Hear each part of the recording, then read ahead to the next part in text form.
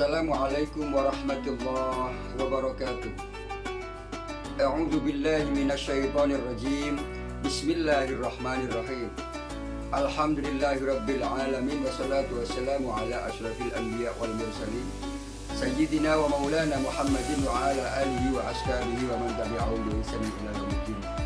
Al-ayah amma ba'du. Hadirin dan pemirsa yang di rumah yang dimuliakan oleh Allah Subhanahu wa taala. Kali ini kita berdoa bersama-sama semoga kita semua dalam waktu yang Ramadan 1447 Hijriah ini momen yang menjadikan keberkahan dalam hidup kita semua. Semoga kita semua dicatat oleh Allah sebagai hamba Allah yang bersyukur dan pandai mensyukuri nikmat.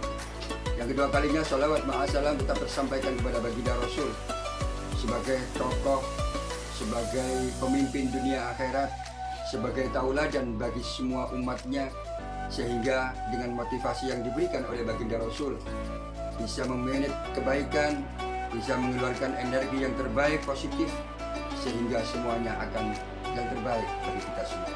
Hadirin dan pemirsa yang di rumah yang dimuliakan Allah Subhanahu wa taala.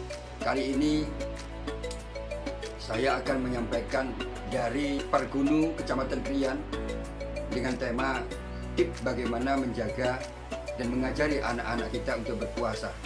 Maka Allah Subhanahu wa taala dalam Al-Qur'an surat Al-Baqarah ayat 183, ya ayyuhalladzina amanu kutiba alaikumusiyam kama kutiba alal ladzina min qablikum la'allakum tattaqun. Pemirsa yang dimuliakan Allah Subhanahu wa taala, berangkat dari ayat tersebut, sepertinya itu sebuah ayat yang memang sakral.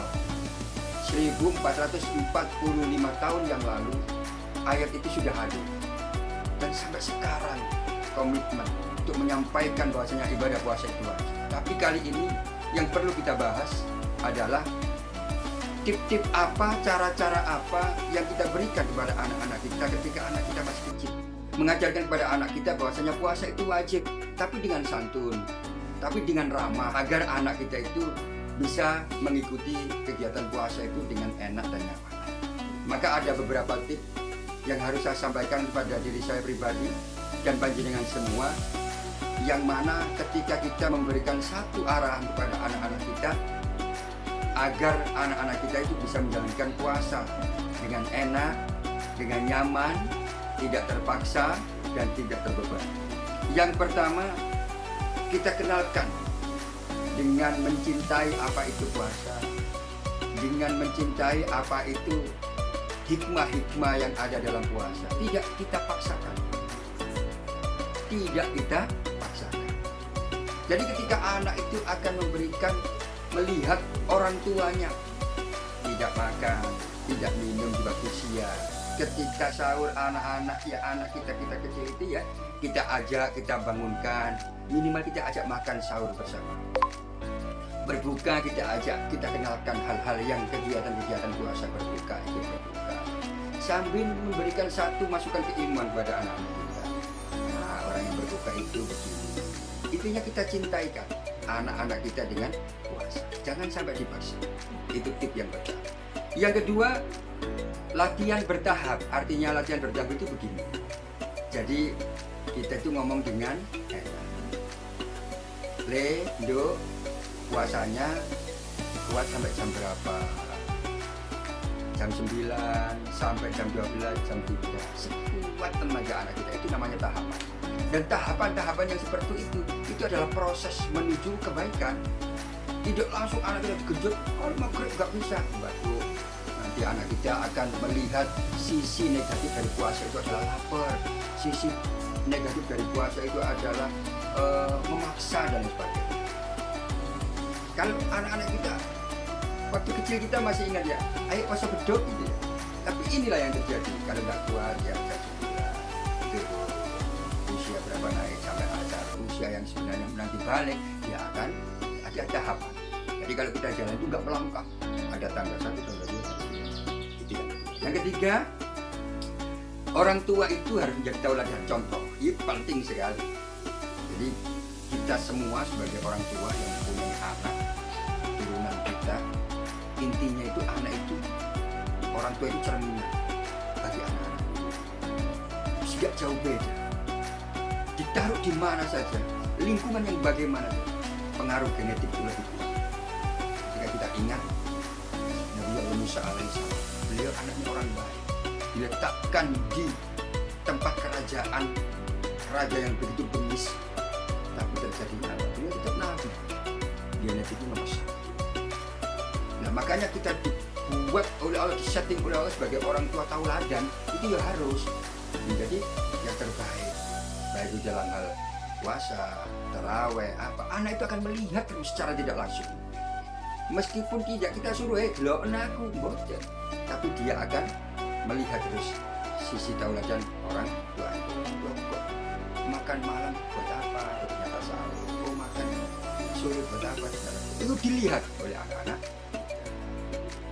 Yang terakhir yaitu tanamkan makna, bukan sekedar menahan lapar. Lain yang terpenting. Jadi makna sholat, makna puasa yang sesungguhnya itu apa? Itu harus ditanamkan pada anak-anak kita. Makanya tadi saya sampaikan di awal, kalau melihat dari segi hukum, ini adalah orang yang berpuasa, itu adalah orang-orang yang beriman, dan endingnya nanti adalah kita menjadi orang yang bertakwa. Kenapa diwajibkan puasa?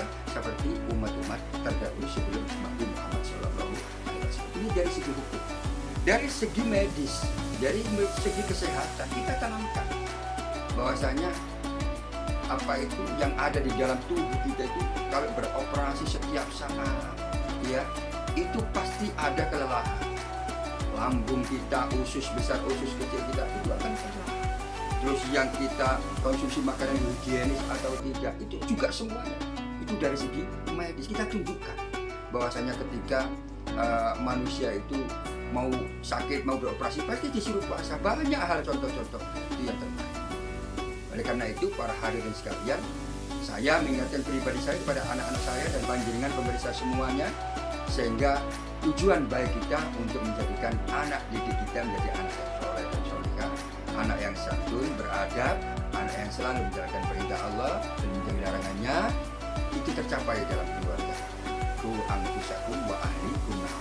Jaga kita semua, jaga anak turun kita menjadi anak turun yang jauh daripada neraka Allah Subhanahu wa Ta'ala. Semoga pemirsa sekalian yang dirahmati Allah Subhanahu wa Ta'ala, sedikit kultum dari saya mewakili Perbunu Kecamatan Krian, ada barokah dan manfaatnya.